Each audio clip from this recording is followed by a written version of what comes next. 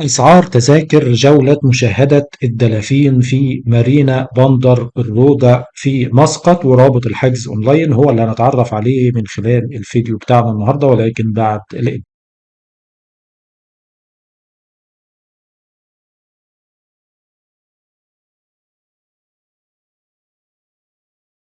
السلام عليكم ورحمة الله وبركاته. ازيكم؟ اخباركم ايه؟ ان شاء الله تكونوا بخير وفي افضل حال. اهلا بيكم في فيديو جديد على قناتكم، قناة اسعار تذاكر، ونتعرف من خلاله على اسعار تذاكر جولة مشاهدة الدلافين في مارينا بندر الروضة في مسقط بسلطنة عمان، ورابط الحجز اونلاين بافضل العروض والاسعار. تذاكر متاحة على منصة بلاتينيوم ليست.